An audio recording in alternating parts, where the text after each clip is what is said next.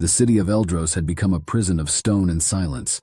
Its gates, once open to travelers and merchants from the surrounding villages, now stood locked, heavy and imposing, as though guarding the people from some unseen threat.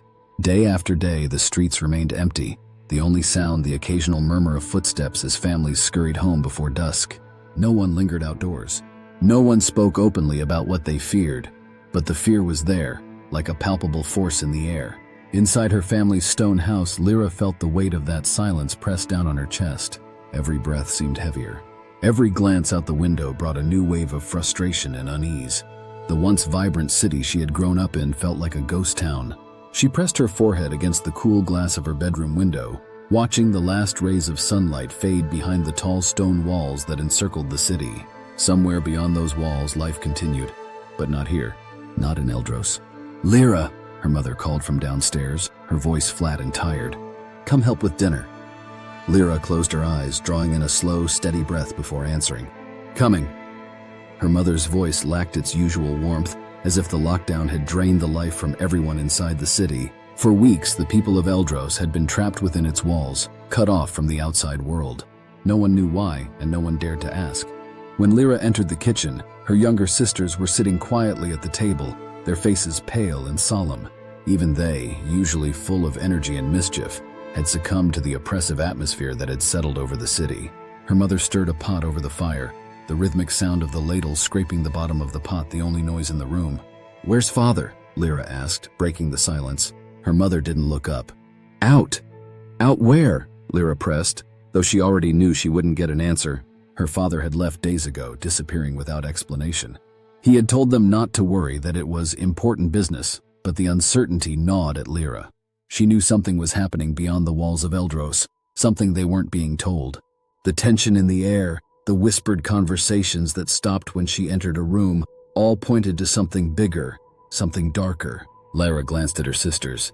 They stared down at their plates, their eyes hollow.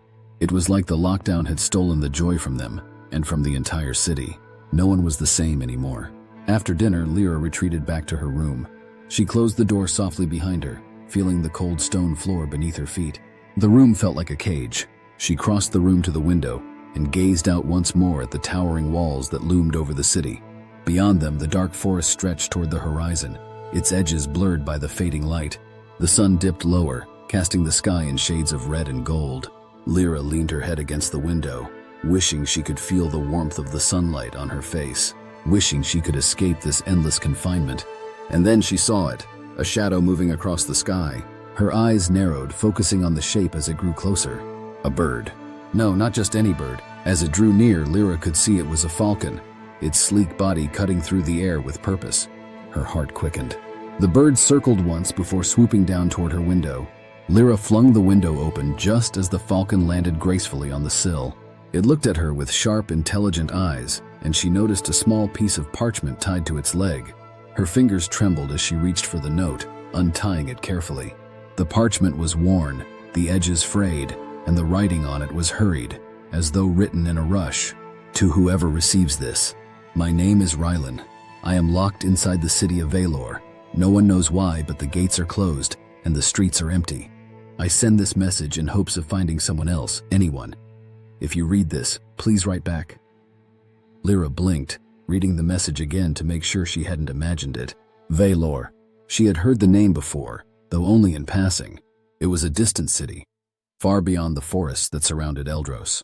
She hadn't realized it still existed. Could it be that they too were trapped? Her heart raced. She looked around her room as if someone might be watching, though she was alone. Grabbing a piece of parchment and a quill, she sat at her desk and quickly scribbled a reply. "Rylan, I am Lyra of Eldros. I received your message. Our city is under lockdown as well, and no one will tell us why. I don't know if anyone beyond the gates is still alive. How did you send this bird? How did you train it?" She rolled the parchment and tied it to the falcon's leg, her hands shaking with excitement and fear. The bird gave her one last look before taking off into the twilight, disappearing into the darkening sky. Lyra watched it go, her thoughts spinning. For the first time in weeks, she felt something besides dread, a spark of hope.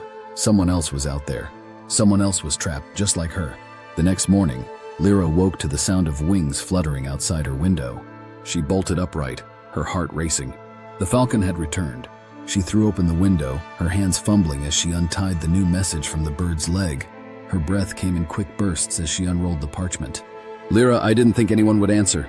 The falcon is trained, an old method my family used when times were hard. Valor is just like Eldros. We are trapped, and no one will speak of why. I've seen strange things in the distance, shadows beyond the gates, but no one dares talk about them. How fares Eldros? Have you seen anything unusual?" Lyra frowned, her thoughts drifting to the strange feeling she sometimes had when looking out at the forest. There were times when she thought she saw movement, flickers of shadows darting between the trees, but she always dismissed them as tricks of the light. She quickly wrote a reply. "Rylan, things are tense here. People stay indoors. My father left a few days ago for something important, but I don't know what. There are whispers, but no one speaks the truth. Have you tried to leave Valor?" The falcon flew off again, carrying her words into the morning sky. As the days passed, the bird returned regularly, delivering messages back and forth between them. Each note revealed more about Rylan, his life in Valor, and the strange similarities between their two cities. Both were under lockdown. Both had no clear explanation as to why, and both felt the growing tension of something terrible brewing beyond the walls. Rylan spoke of the loneliness he felt, the isolation, and the strange figures he sometimes saw near the edge of the forest. His words comforted Lyra, and she found herself eagerly awaiting each new message, her heart skipping a beat every time she saw the falcon's familiar shape in the sky. Weeks passed, and with each letter, their bond grew stronger. Lyra felt a connection with Rylan that she had never felt with anyone else. His words filled the empty spaces inside her heart, the ones that had grown since the lockdown began. She found herself thinking of him constantly, imagining what he looked like, what it would be like to meet him in person. Then, one evening, a new message arrived. "Lyra, I feel like I've known you forever, and yet we've never met. I must ask something bold. Would you meet me? I've discovered a way to leave Valor, but we must be careful. Is there a place, somewhere secret, where we can meet? A place the guards won't see?" Lyra's heart skipped a beat. The thought of seeing Rylan in person sent a thrill through her. She had never felt so connected to someone, and the idea of meeting him, of breaking free from the city's confines, stirred something deep within her. But the lockdown, how could they leave? She thought of the hidden passage her father had shown her years ago, when she was just a child. It was a secret tunnel, long forgotten by most, that led through the city walls and into the forest. No one guarded it, because no one knew it was there. Lyra hesitated for only a moment before writing back. "Yes, I know a place. There is a passage near the western wall hidden by the trees. We could meet there tomorrow night. It's safe, and no one will see us." She tied the note to the falcon's leg, her hands trembling with excitement and fear. As the bird flew off into the twilight, Lyra's mind raced with thoughts of Rylan, of what it would be like to finally meet him.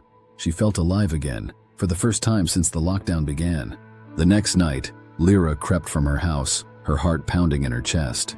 The streets of Eldros were quiet, the only light coming from the faint glow of the moon. She made her way to the western wall where the hidden passage lay shrouded in shadows. As she approached, she saw him, Rylan, standing just beyond the tunnel's entrance, his figure cloaked in darkness. She quickened her pace, her breath coming faster. "Rylan," she called softly, her voice barely above a whisper. He turned, his face barely visible in the moonlight. "Lyra," he said, his voice smooth and steady. "You came." She smiled, her heart fluttering in her chest. "I couldn't stay away." But before she could take another step, figures emerged from the shadows. Soldiers, men dressed in dark armor, their faces obscured by helms. Lyra froze, her blood turning to ice. "Rylan," she whispered, fear creeping into her voice. Rylan didn't move, his face hardening. "It worked," he said quietly, his voice devoid of the warmth it had once held. Lyra's mind raced, confusion and terror swirling inside her. What are you talking about?" The lead soldier stepped forward, his sword glinting in the moonlight. "You've done well," he said, his voice low and cold. "The city's gates are too well guarded, but the girl knew a way in." Lyra staggered back, the realization crashing over her. She had told him. She had led them here. You used me," she whispered, her voice breaking. Rylan's eyes met hers, but there was no remorse in them. "I needed a way in," he said simply. "The gates were impossible to breach, but your father's position made you the perfect target. We knew you'd know a secret passage." Lyra's breath caught in her throat. My father? The soldier stepped closer, his sword gleaming in the pale light. Your father is a high-ranking commander, isn't he? We needed someone who could give us a way into Eldros.